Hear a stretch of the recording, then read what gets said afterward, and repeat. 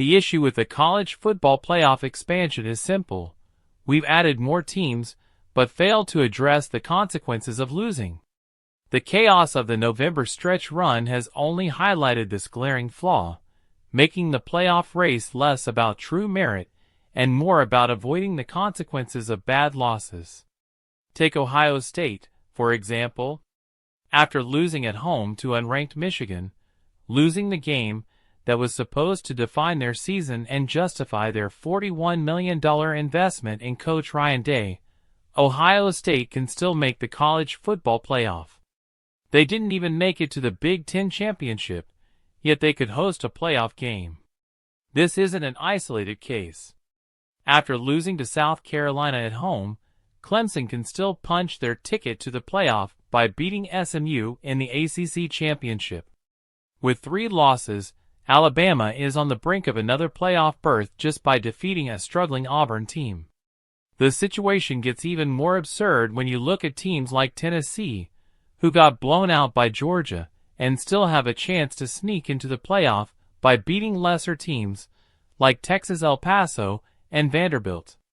The only team genuinely feeling the heat of a late-season collapse is Ole Miss, who fell to Florida as a double-digit favorite. But instead of a logical process, we get a bizarre situation where a team like Ole Miss is left in the cold.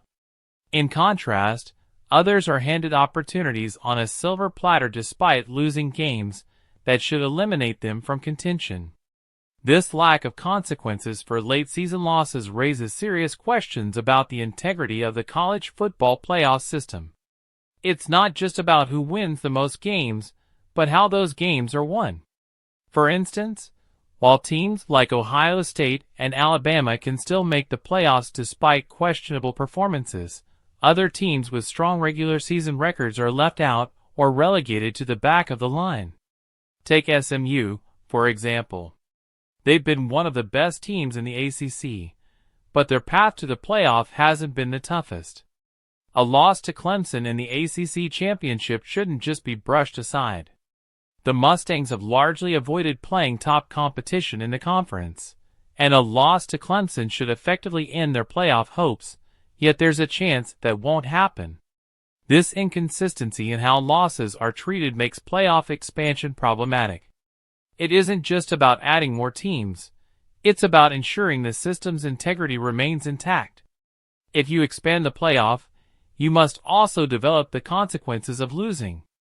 Teams like Ohio State, Clemson, and Alabama shouldn't be rewarded with playoff spots after poor performances. They should be penalized for those late-season meltdowns. But in the current system, losses in November seem to mean little. The College Football Playoff Selection Committee has created a system that rewards teams for winning but doesn't penalize them enough for losing.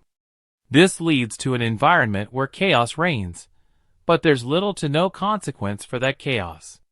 A team can lose late in the season, fail to make it to their conference championship, and still have a shot at the national title. That's not how competitive sports should work.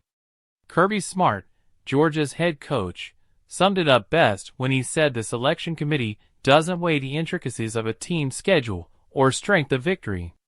Instead, it's all about wins and losses on paper. And in this system, November losses don't seem to carry the weight they should. The result is a playoff race that feels more like a popularity contest than a true reflection of who the best teams are. In the end, the system needs to change. We can't keep expanding the playoffs without addressing the consequences of losing. Otherwise, we reward chaos and inconsistency rather than true excellence. Until we develop the implications of losing, the college football playoff will remain a flawed system more about convenience than complete tuition.